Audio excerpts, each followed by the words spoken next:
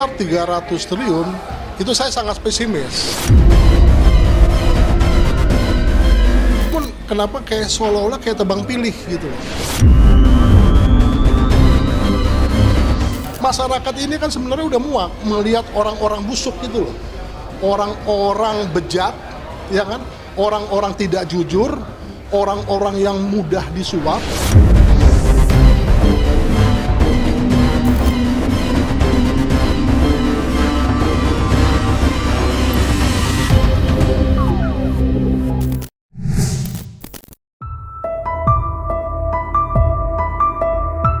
Di tengah heboh pemberitaan kasus kematian Vina Cirebon yang terus mengaduk emosi publik, sejenak condongkan kembali ingatan pada mega skandal korupsi PT Timah Tbk yang sedang menuju proses akhir, yakni persidangan.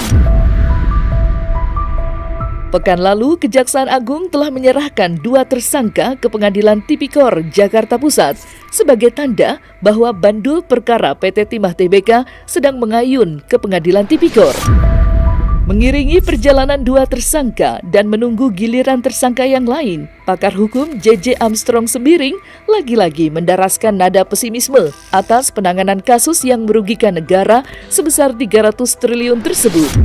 Menurut pakar hukum yang juga mantan calon pimpinan KPK itu, masih ada kejanggalan besar dalam hal penetapan tersangka oleh penyidik Kejaksaan Agung.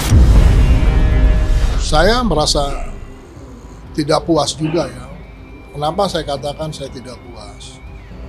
Karena kalau kita sudah mencoba melakukan pemetaan terhadap skema yang kita buat berapa waktu lalu, kenyataan tuh masih ada kesenjangan. Untuk di sektor swasta, kita perhatikan ada perusahaan-perusahaan, misalnya saya katakanlah misalnya perusahaan RBT, Refine Bangka Tin ya. Di situ kan yang dinyatakan tersangka itu baru 2 orang. Ya kan? Nah, sementara kalau kita bandingkan dalam perusahaan yang lain, misalnya perusahaan dari Venus Inti Perkasa. Venus Interperkasa itu hampir menyeluruh tuh orang-orang yang terkait dengan perusahaan tersebut dinyatakan tersangka oleh pihak Kejagung. Padahal kita melihat bahwa kualitas bobot perkara ya dari perusahaan atau 5 semester ini ya itu mempunyai kualitas yang ekivalen, yang sebanding nilai pertanggungjawaban hukumnya. Namun kenapa kayak seolah-olah kayak tebang pilih gitu loh.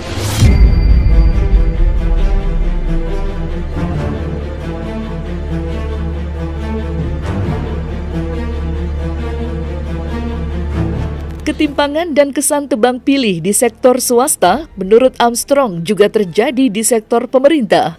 Jebolan Fakultas Hukum Universitas Indonesia ini mengatakan ada yang luput dari pisau bedah di tangan para penyidik Kejagung.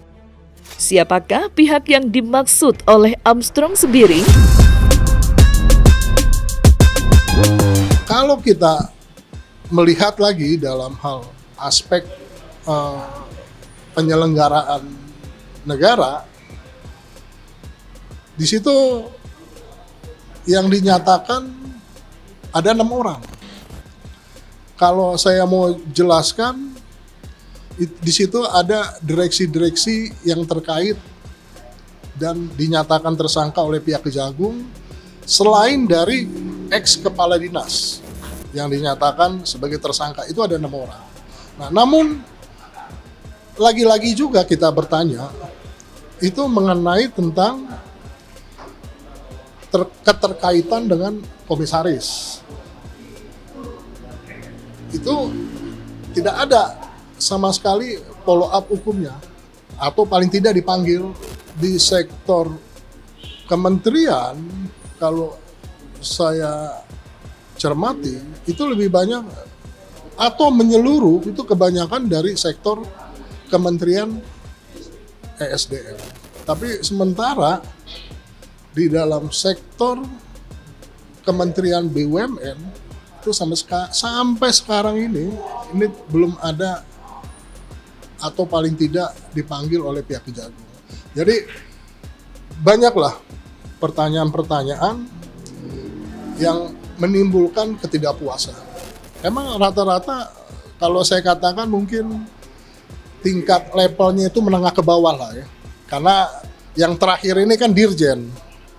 Ya kan, Dirjen Minerba ESDM. Jadi menengah ke bawah.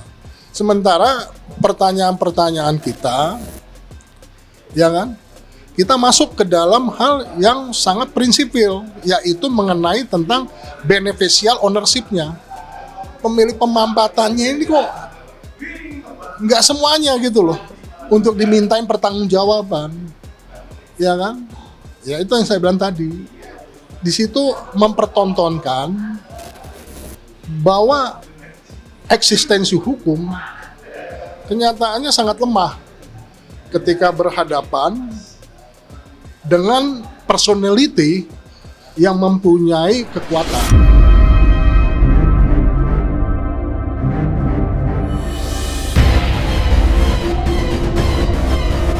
Dalam wawancara khusus dengan tim cumi-cumi.com, JJ Armstrong berkali-kali mengatakan pesimis dengan ketuntasan perkara mega korupsi ini.